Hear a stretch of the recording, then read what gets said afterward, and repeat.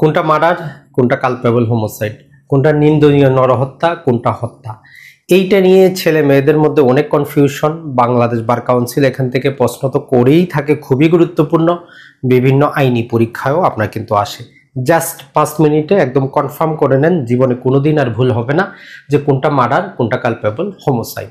সর্বপ্রথম একটা জিনিস মনে রাখবেন, যখনই আমরা মার্ডার কালপেবল হোমোসাইডের কথা বলবো, এখানে ধরে নেবেন যে একজন ব্যক্তিকে কি করা হয়েছে, অন্য ব্যক্তি দ্বারা তার হত্যা করা হয়েছে, তার জীবন, তার লাইফটা শেষ করে দেওয়া হয়েছে। এটা হচ্ছে মেইন। এটা যদি না বুঝেন অন্য কিছু বুঝবেন না। তার মানে একজন ব্যক্তিকে অন্য একজন ব্যক্তি অন্যায়ভাবে তার জীবনটা নিয়ে নিয়েছে। এখন এই নিয়ে নেওয়াটা কখন কালপেবল হোমোসাইড, কখন মার্ডার। মার্ডার হইলে শাস্তিটা বেশি হয়, কালপেবল হোমোসাইড হইলে শাস্তিটা কম হয়। এটা বেসিক জিনিস একটু মনে নেবেন। তো বন্ধুরা, সর্বপ্রথম ধরেন যে এই যে আমরা একটা সার্কেল করলাম, এই টোটাল সার্কেলটাই হচ্ছে আমাদের নিন্দনীয় নরহত্যা বা কালপেবল হোমোসাইড। একজন ব্যক্তি আরেকজনকে অন্যায়ভাবে হত্যা করলো। মনে রাখবেন, প্রতিটা মার্ডারই কিন্তু কালপেবল হোমোসাইড। কালপেবল হোমোসাইডের মধ্যে একটা বিশেষ প্রজাতি হচ্ছে কি, মার্ডার। এই টোটাল জিনিসটা হইল আমাদের কালপেবল হোমোসাইড। এর ভিতরে স্পেশাল প্রজাতি ভিআইপি গেস্ট হইল কে, আমাদের এই মার্ডারটা। তাহলে সর্বপ্রথম কালপেবল হোমোসাইড এবং মার্ডারের মধ্যে কোনো পার্থক্য নাই। কালপেবল হোমোসাইডটা কখনো মার্ডার হইতে পারে, আবার কালপেবল হোমোসাইডটা কখনো কালপেবল হোমোসাইডে থেকে যেতে পারে, মার্ডার হয় না। তাহলে culpable homicide amounting to murder, culpable homicide not amounting to murder. এটাই হচ্ছে আমাদের মূল জিনিস। এই দুটার মধ্যে পার্থক্য কিন্তু নাই। কারণ সর্বপ্রথম মার্ডার হইতে গেলেও কালপেবল হোমোসাইডের ভিতরে কিন্তু আসতে হবে। এই বেসিক জিনিসটা আপনার মাথায় গিয়েছে। তাহলে কখন আমরা কালপেবল হোমোসাইড কখন হবে, তাহলে 299 এই সেকশনটা মনে রাখবেন। 299 কালপেবল হোমোসাইড সিএস দিয়ে আমরা সংক্ষেপে প্রকাশ করতেছি। তিনটা উপাদানের যে কোনো একটা উপাদান। সর্বপ্রথম হচ্ছে আপনার ইন্টেনশন বা ইচ্ছা আছে, আপনার ইন্টেনশন বা ইচ্ছা অপর ব্যক্তিকে মেরে ফেলবেন, আপনি মেরে ফেললেন, কালপেবল হোমোসাইড হয়ে গেল।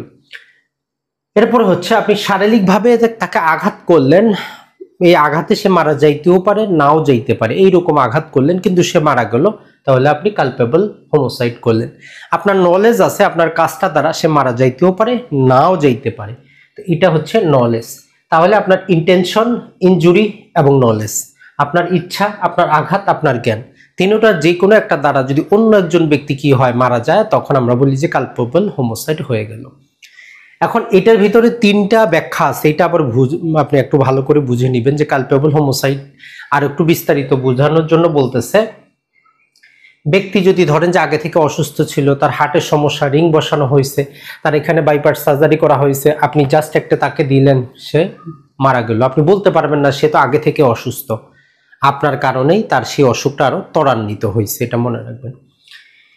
2 নম্বরে বলতেছে, আপনি যদি এই কথা বলেন যে তাকে যদি যথাসময়ে চিকিৎসা করানো যাইত, যথাসময়ে ডাক্তারের কাছে নিয়ে যাওয়া যাইত, তাহলে সে বাঁচত, তাকে নিয়ে যায় না, ওই জন্য মারা গেছে, এটা আমার দোষ না। তো আইন বলতেছে যে এইরকম এক্সকিউজটা চলবে না, যেহেতু আপনার কারণে, সেটা চিকিৎসা করাক বা না করাক, আপনার কারণে সে মারা গেছে, তাহলে সেটা অবশ্যই কালপেবল হোমোসাইড হবে।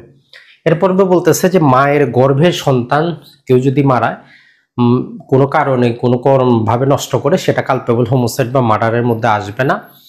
তবে কখন আসবে, যখন বাচ্চা কোনো অংশ তার মায়ের গর্ভ থেকে বাইরে আসবে, তখন যদি আপনি তার কি করেন, জীবন নাশ করেন, তখন কালপেবল হোমোসাইড হবে। এই তিনটা উদাহরণ কিন্তু আমাদের গুরুত্বপূর্ণ। তাহলে আবার ইন্টেনশন বা ইচ্ছা, ইনজুরি বা আঘাত এবং নলেজ, এই তিনটার মাধ্যমে যে কোনো একটার মাধ্যমে যখন অন্য ব্যক্তির মৃত্যু ঘটাইলেন, হয়ে গেল আমাদের কালপেবল হোমোসাইড। তো এখন আমরা এর ভিতরে স্পেশাল প্রজাতিটাকে বের করব যে মার্ডারটা তাহলে কখন আসতেছে। তো দেখেন, এই কালপেবল হোমোসাইড হইতে গেলে আমাদের একটা জিনিসকে, আপনার ইন্টেনশন বা ইচ্ছা জিনিসটা কিন্তু খুবই গুরুত্বপূর্ণ। ক্রিমিনাল অপরাধের ক্ষেত্রে ইন্টেনশন সবচেয়ে বেশি গুরুত্বপূর্ণ। একটা শ্রিয়া মেন শ্রিয়া যেমন প্রয়োজন আছে, এই রকম ক্ষেত্রে আমাদের এই ইন্টেনশনটাও দরকার আছে। এখন আমরা দেখি সর্বপ্রথমে মার্ডারের ক্ষেত্রে বলতেছে, যখন আপনার ইন্টেনশন থাকলো, আপনি একজনকে মেরে ফেললেন, মার্ডার হইল, তো আপনি বলবেন যে ভাই কালপেবল হোমোসাইডের মধ্যেও ইচ্ছা, এখানেও ইচ্ছা, এখানেও ইন্টেনশন, এখানেও ইন্টেনশন। ভাই মার্ডার হইতে গেলে সর্বপ্রথম আমাদের কি হইতে হবে, কালপেবল হোমোসাইড হইতে হবে। এইটা আর এইটা কমন থাকবে।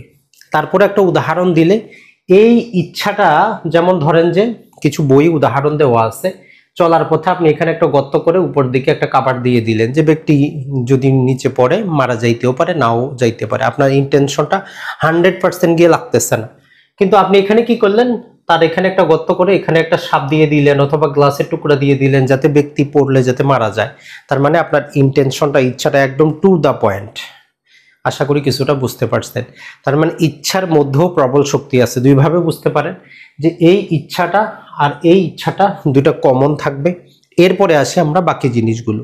বাকি জিনিসগুলো এখানে আমাদের শারীরিক আঘাত ছিল, ব্যক্তি মারা যাইতেও পারে, নাও যাইতে পারে। মারার ক্ষেত্রে কখন হবে, যখন আপনি নির্দিষ্ট ব্যক্তিকে জানে শুনে আঘাত করবেন। আপনি করিম সাহেবকে চিনেন, আপনি করিম সাহেবকে জানেন, তার গলার মধ্যে অপারেশন হয়েছে, হার্টে রিং লাগানো হয়েছে, আপনি তার এই বুকের মধ্যেই কি করলেন, আঘাত করলেন। আপনি নির্দিষ্ট ব্যক্তিকে জেনে শুনে সবকিছু করেই যখন করতেছেন, তখন আর সেটা কালপেবল হোমোসাইড হবে না, তখন সেটা মার্ডার হয়ে যাবে। তাহলে নির্দিষ্ট ব্যক্তি জেনে শুনে আপনি আঘাতটা করলেন, আর আপনি জানেন তার এই দুর্বলতা আছে, অথবা ব্যক্তি শ্বাস প্রশ্বাস নিতে পারে না, তাকে অক্সিজেন লাগিয়ে রাখা হয়েছে, আপনি জাস্ট সেটা সরাই দিলেন, জেনে শুনে বুঝে সরাইলেন, তখন সেটার কালপেবল হোমোসাইড হবে না, সেটা মার্ডারে পরিণত হবে। তার মানে কি, আক্রমণের তীব্রতাটা বৃদ্ধি পাচ্ছে। এরপরে যেটা, সেটা হচ্ছে আপনার আঘাতটা অর্ডিনারি কোর্সে যথেষ্ট মারা যাওয়ার জন্য। আপনি কি করলেন, চাকু দিয়ে কারো গর্দানটা কেটে ফেললেন, তাহলে কি হবে, ব্যক্তি মারা যাবে। চাকু দিয়ে কারো হাত কাটে ফেললেন, এখন রক্ত যাইতে যেতে সে মারা যাবেই। তার মানে অর্ডিনারি কোর্সে আপনার কাজের মাধ্যমে যদি এই অর্ডিনারি কোর্সে আপনার আঘাতের কারণে ব্যক্তি মারা যায়, তাহলে সেটা আর কালপেবল হোমোসাইড হবে না, সেটা হবে স্পেশাল প্রজাতি। সর্বশেষ আসি যে আপনার নলেজ বা কাজ। এইখানে ছিল কি, আপনার নলেজ আছে, মারা যাইতেও পারে, নাও যাইতে পারে, কিন্তু এইখানে হচ্ছে যে আপনার নলেজ এমন আছে যে কাজটা আপনি করতেছেন এটা এতটা ডেঞ্জারাস, এতটা মারাত্মক যে অল প্রবাবিলিটি ব্যক্তি মারা যাবেই যাবে, তার ক্ষতি হবেই হবে। তাহলে এইখানে দেখেন, এখানেও নলেজ ছিল, কিন্তু নলেজে যাইতে পারে, না যাইতে পারে, ডাউট ছিল। কিন্তু যখন নলেজ হবে যে আর কোনো উপায় নাই, ব্যক্তি মারা যাবেই, যখন আপনি আঘাতটা করবেন জেনে বুঝে নির্দিষ্ট ব্যক্তিকে করবেন, অথবা আঘাতটা অর্ডিনারি কোর্সে মানুষকে মারার জন্য যথেষ্ট। আরেকটা হচ্ছে যে আপনার ইন্টেনশন, ইচ্ছা। তাহলে এখন আমাদের কি হইলো, এই আমাদের কালপেবল হোমোসাইডের মধ্যে স্পেশাল প্রজাতি পাইলাম আমরা মার্ডার, যেটা সেকশন নাম্বার হচ্ছে 300। তাহলে এটা মনে রাখেন, 299 হচ্ছে আমাদের কালপেবল হোমোসাইড, 300 হচ্ছে আমাদের কি, মার্ডার। এখন আবার বলতেছে যে এতক্ষণ তো আপনি এত কষ্ট করে 4টা উপাদান বের করে মার্ডার বের করলেন, আবার আমরা 5টা ব্যতিক্রম দিব। এই রকম ক্ষেত্রে মার্ডারের উপাদান পাওয়া যাওয়ার পরেও সেটা মার্ডার বলে গণ্য হবে না। কি এমন হইতে পারে? 1 নাম্বার বলতেছে যে গ্রেভ এন্ড সাডেন প্রভোকেশন। আপনি রাস্তা দিয়ে বাইরে যাচ্ছেন, কেউ হঠাৎ করে আপনার মা বাবা 14 গোষ্ঠী তুলে গালে দিল, আপনার মাথা খারাপ হয়ে গেল, পিস্তল ছিল, তাকে শুট করে দিলেন, সে মারা গেল। উপাদানে কি হইল, উপাদানে আপনি তাকে মার্ডার করলেন, কিন্তু ব্যতিক্রমের কারণে আপনার শাস্তি হবে কোথায়, কালপেবল হোমোসাইডে, অর্থাৎ শাস্তিটা একটু কম হবে। এরপরে যেটা, সেটা হচ্ছে যে এই গ্রেভ এন্ড সাডেন প্রভোকেশনের আবারও কিছু ব্যতিক্রম আছে। এটা এমন না যে আপনি ইচ্ছাকৃতভাবে তার সাথে কি করলেন, নানা প্রকার ভাবে তাকে উস্কায় দিয়ে তারপরে বলতেছেন যে আমি রাগের মাথায় করে ফেলেছি, অথবা সরকারি কর্মকর্তা কোনো কাজ করতে এসেছে, সেখানে আপনি তার বিরুদ্ধে গ্রেড এন্ড সাডেন প্রভোকেশন নিচ্ছেন, অথবা কোনো ব্যক্তি তার প্রাইভেট ডিফেন্স নিচ্ছে, সেরকম ক্ষেত্রে উত্তেজিত হইলে কিন্তু চলবে না। তার মানে এই 1 নম্বর ব্যতিক্রমের আবার 3টা ব্যতিক্রম আছে। তো আমরা জাস্ট এই প্রথম ব্যতিক্রমটা মনে রাখি, গ্রেভ অ্যান্ড সাডেন প্রভোকেশনে যদি ব্যক্তিকে মেরে ফেলান, মারারের উপাদান থাকার পরেও এটা কালপেবল হোমোসাইড হবে।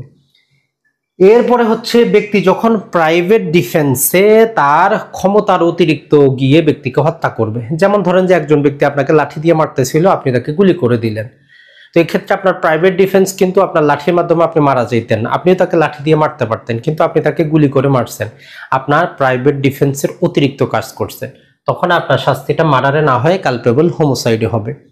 সরকারি কর্মকর্তা বা পুলিশ অফিসার আসামিকে গ্রেফতার করার ক্ষেত্রে সে কি করবে, সে তার পায়ে গুলি করতে পারতো, তাকে গ্রেফতার করতে পারতো ইজিলি, কিন্তু সে সরাসরি তাকে শুট করে দিল মাথার মধ্যে, তো সে তার ক্ষমতার কি করলো, এক্সেসিভ প্রয়োগ করলো। এরকম ক্ষেত্রে তারও বিচার হবে, তবে মার্ডারে না, কালপেবল হোমোসাইডে। আরেকটা যেটা হচ্ছে যে suddenly heat of the passion, কোথাও গিয়ে কোনো একটা আপনারা বিচার সালিশে বসছেন, পূর্ব থেকে কোনো পরিকল্পনা নেই, কোনো কিছুই নেই, হঠাৎ করে একজন দুইজনের মধ্যে কথাবার্তা বলতে সেখানে হঠাৎ করেই সবকিছু হয়ে গেল। তো এই যে হিট অফ দ্য প্যাশনে যদি হয় তখন সেটা আমাদের মার্ডারে হবে না, উপাদান যদিও মার্ডারের, সেটা হবে কালপেবল হোমোসাইডে।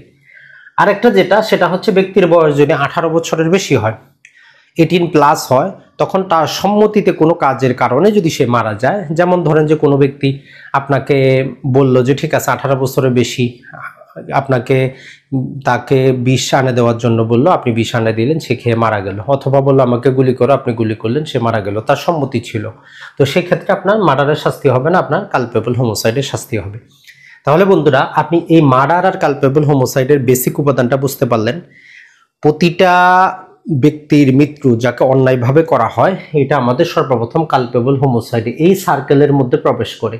এই সার্কেলের মধ্যে প্রবেশ করার কারণে আমরা তিনটা উপাদান পাই, যে ইন্টেনশন পাই, হয় ইন্টেনশন ছিল, অথবা তাকে আঘাত করা হয়েছে, অথবা নলেজ ছিল। এই তিনটার মধ্যে আমরা কালপেবল হোমোসাইড পেলাম। এখন এর মধ্যে স্পেশাল প্রজাতি আমরা খুঁজি, যে এখানে আমরা কোনো উপাদান পাচ্ছি কিনা। স্পেশাল প্রজাতি আমরা খুঁজি যে তার ইন্টেনশনটা কতটা প্রবল ছিল, কতটা মারাত্মক ছিল, তার আঘাতটা জানে শুনে বুঝে সে আঘাত করছে কিনা, অথবা অর্ডিনারি কোর্সে আঘাতের কারণে ব্যক্তির মৃত্যু হওয়ার সম্ভাবনা আছে কিনা, অথবা তার নলেজটা ছিল কিনা যে কাজটা এতটা মারাত্মক যে করলে অল প্রবাবিলিটি ব্যক্তি মারা যাবেই যাবে, তখন আমরা এটাকে মার্ডার ধরে নিব। এখন মার্ডার ধরার পরে বলতেছে এই পাঁচটা ব্যতিক্রমের মধ্যে একটু মিলান, যে ব্যক্তি সাডেন প্রভোকেশনে করছে কিনা, প্রাইভেট ডিফেন্সে করছে কিনা, পুলিশ অফিসার তার কাজ করছে কিনা, অথবা হিট অফ দ্য প্যাশনে করছে কিনা, ব্যক্তি 18 বছরের বেশি তার সম্মতিতে কাজটা করছে কিনা। যদি এইগুলাতে করে তখন মার্ডারটা যদি উপাদান আছে তখন আমরা কালপেবল হোমোসাইডে যাব। তো মার্ডারের জন্য আমাদের 302 নাম্বার সেকশন ব্যবহার করা হয়, এর শাস্তি যাবজ্জীবন অথবা মৃত্যুদণ্ড। এখন এর মধ্যে আরো যে প্রশ্নটা আসে, যে একজন যাবজ্জীবন সাজাপ্রাপ্ত আসামি যদি দ্বিতীয়বার মার্ডার করে তাহলে তার শাস্তি বাধ্যতামূলক কিন্তু মৃত্যুদণ্ড। এই জিনিসটা মনে রাখবেন, এটাই বারবার আসে।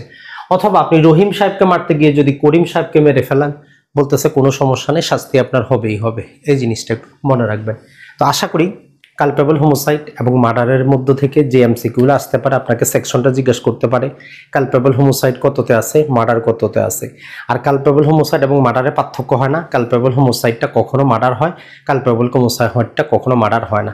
মার্ডার কখন হয়? যখন আমরা চারটা উপাদান পাই, ইন্টেনশনটা তীব্র পাই, যখন আঘাতটা জেনে শুনে বুঝে নির্দিষ্ট ব্যক্তিকে করা হয় যার কারণে ব্যক্তির মৃত্যু হবে, অথবা অর্ডিনারি কোর্সে যে কোনো ব্যক্তিকে করা হয় যার কারণে ব্যক্তির মৃত্যু হবে। কাজটা এমন অল প্রবাবিলিটি অর্ডিনারি কোর্সে সে মারা যাবেই যাবে, তখন আমরা তাকে মার্ডার বলি। আর মার্ডার বললেও পাঁচটা ব্যতিক্রমের কারণে ব্যক্তি পার পেয়ে যায়।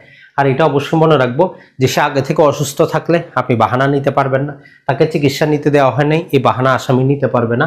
আর মাতৃগর্ভে শিশুকে মারা হইলে সেটা গর্ভপাত পৃথক অপরাধের মধ্যে আসে, সেটা কালপেবল হোমোসাইডে আসবে না।